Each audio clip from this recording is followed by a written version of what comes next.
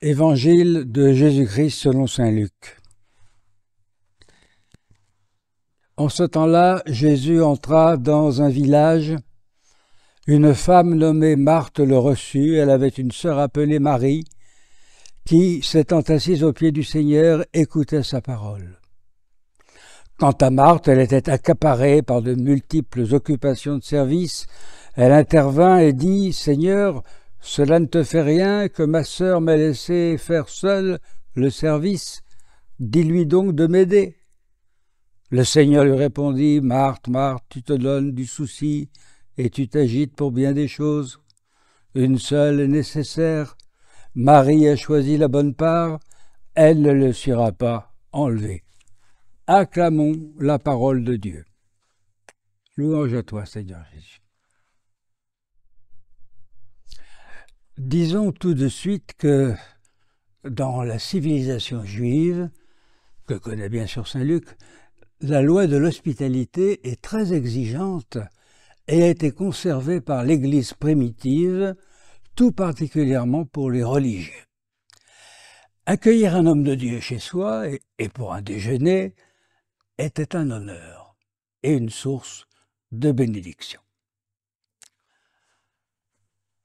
Cela dit, l'emploi du verbe grec traduit par accaparer de multiples occupations du service pour préparer les plats est plutôt rare.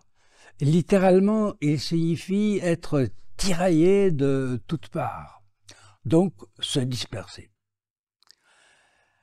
Au bien des choses qui agitent Marthe, Jésus oppose donc une seule chose nécessaire. Il ne formule finalement qu'une critique relativement légère et non une condamnation. Que Marthe passe beaucoup de temps pour réaliser un bon repas est une qualité avec laquelle elle honore Jésus et au travers de lui tous les hommes de religion. Il faut donc réhabiliter Marthe non seulement pour le bonheur des ecclésiastiques qu'on invite, rassurez-vous, je suis invité aujourd'hui, mais encore pour le maintien complet du charme féminin, conservant ainsi tous ses atouts pour braver le nombre des années, installant solidement la femme par sa maîtrise de l'art culinaire comme la reine sans conteste du foyer, ce qui se confirmera d'ailleurs dans le judaïsme synagogal, où les grandes fêtes, vous le savez, les grandes fêtes religieuses seront solennisées à la maison et en famille, et avec des recettes culinaires adaptées à chaque fête. L'erreur de Marthe ici, sa seule erreur, c'est d'en faire trop. Et ce, à un mauvais moment, quand le Seigneur est là en personne pour enseigner.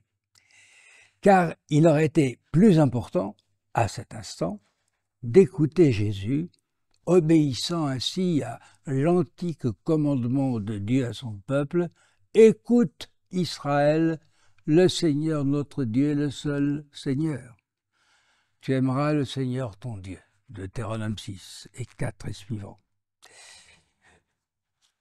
Marie, elle, étant assise aux pieds de Jésus, du Seigneur, l'écoutant parler, eh bien, elle incarne à ce moment-là, évidemment, ce qu'il y a de mieux à faire, Israël écoutant son Dieu. Dans les deux sermons sur notre passage, saint Augustin, qui vécut de 354 à 430, a parfaitement compris, je crois, et expliqué la situation.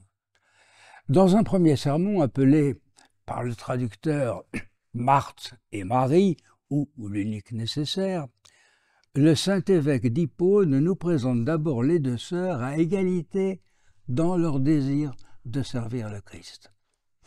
Marthe et Marie, nous dit-il, étaient deux sœurs, aussi unies par la religion qu'elles l'étaient par le sang.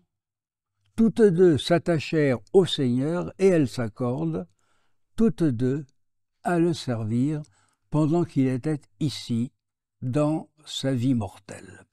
Marthe le reçut, comme on reçoit un hôte, pour préparer un repas au Sauveur. Marthe s'occupait évidemment de soins très nombreux. Marie, sa sœur, aima mieux être nourrie par lui spirituellement. Elle laissa donc Marthe aux occupations multipliées du service. Quant à elle, elle s'assit aux pieds du Seigneur et écoutait tranquillement sa parole. Ces deux fonctions étaient bonnes, mais avons-nous besoin de dire quelle était la meilleure? Nous avons ici quelqu'un à interroger. Écoutons patiemment, poursuit saint Augustin. Marthe en appelle à son hôte. Elle dépose aux pieds du juge sa pieuse requête. Elle se plaint que sa sœur l'ait laissée et ne pense pas à l'aider dans ce service qui la fatigue. Marie ne répond pas. Cependant, elle est là et le Seigneur prononce. On dirait que dans le repos dont elle jouit, elle aime mieux confier sa défense à son juge. Et elle ne veut pas travailler à préparer une réponse. Ne faudra-t-il pas, pour la préparer, qu'elle relâche son intention à ce que dit Jésus? Non, elle ne veut pas. Quant au Seigneur, il n'avait pas besoin de travailler ses discours, puisqu'il était lui-même le Verbe éternel de Dieu. Alors il répond. Et que dit-il? Marthe, Marthe. Une répétition. Est-elle un témoignage d'affection ou seulement un moyen d'exciter l'intention? Quoi qu'il en soit, l'attention de Marthe fut excitée plus vivement par cette répétition. Marthe, Marthe, écoute, tu t'appliques à tes soins nombreux, mais il n'y a qu'un besoin, c'est-à-dire qu'une seule chose nécessaire. Il n'entend pas qu'il ne faille absolument qu'une action, mais qu'il n'y a qu'une seule chose utile, avantageuse et nécessaire, c'est celle dont Marie a fait choix. Fin de citation d'Augustin. Saint Augustin va donc, voyez-vous, complètement dans le sens de Jésus, en disant pourquoi et pour quelle raison. Mais il croit bon d'ajouter des consolations pour Marthe, et voilà qui me semble intéressant. Je cite encore saint Augustin. Je le dirai toutefois pour ta consolation, Marthe, ton ministère attire sur toi de divines bénédictions. Ce travail te conduit à une récompense qui sera le repos. Que de soins aujourd'hui t'occupent pour donner l'hospitalité à des saints, qui n'en sont pas moins des mortels. Mais une fois parvenu à cette heureuse patrie, y rencontreras-tu encore des étrangers à accueillir, des affamés à nourrir, des altérés à rafraîchir, des malades à visiter, des cœurs divisés à réconcilier, des morts à ensevelir? Il n'y aura rien de tout cela. Et qu'y aura-t-il? Ceux dont Marie a fait le choix. Et le deuxième sermon du même saint Augustin explique encore ses consolations à Marthe. Je cite, « Comment donc Marie fut-elle justifiée? Eh bien, nous imaginons-nous que le Seigneur blâma ses fonctions de Marthe appliquée au devoir de l'hospitalité et l'heureuse hôtesse du Seigneur lui-même? Mais comment la blâmer de la joie que lui inspirait un tel hôte? S'il en était ainsi, ne devrait-on pas renoncer au service des pauvres, choisir la meilleure part, la part qui ne sera point ôtée, s'appliquer à la méditation, soupirer après les délices de l'instruction, ne s'occuper que de la science du salut, sans se demander s'il y a quelques étrangers à recueillir, quelques pauvres qui manquent de pain ou de vêtements, quelques malades à visiter, quelques captifs à racheter, quelques morts à ensevelir. Ne faudra-t-il pas enfin laisser là les œuvres de miséricorde et ne s'adonner qu'à la science sainte? Ce n'est pas cela néanmoins. Et le Seigneur a bien dit, la chose n'est pas comme tu l'entends, elle est comme tu dois l'entendre. Remarque bien, tu t'occupes de beaucoup de choses quand il n'y en a qu'une de nécessaire. Marie a choisi la meilleure part, la tienne n'est pas mauvaise, la sienne est meilleure. Ainsi donc, voyez-vous, le Seigneur ne blâma point ce qu'elle faisait, il distingua les fonctions. Tu t'occupes de beaucoup de choses, or il n'y en a qu'une de nécessaire, et Marie en a fait le choix.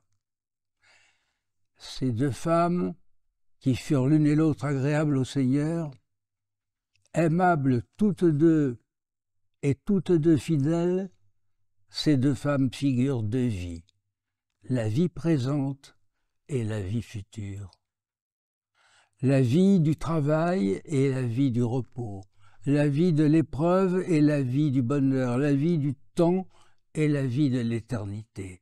Ces deux vies étaient donc alors dans cette demeure et avec elle la source même de la vie. Marthe était une image du présent, Marie de l'avenir. Nous sommes à ce que faisait Marthe, nous espérons ce que faisait Marie. Faisons bien l'un pour l'autre, posséder pleinement ce qui nous est promis. Jésus, comme saint Augustin, nous le montre avec finesse. Il ne blâme pas Marthe, il lui rappelle simplement, tout comme à nous, une échelle de valeur. Nous vivons le temps de Marthe, celui de l'activité pour recevoir dignement Jésus en une époque où ce souci est peu partagé. Suivons Marthe jusqu'à l'achèvement de son travail et du nôtre. Marie a retenu nos places à table avec Jésus pour son menu du jour, si nous avons su maintenir avec elle des liens de fraternité, comme Marthe, sa sœur, et ce par amour pour Jésus. Amen.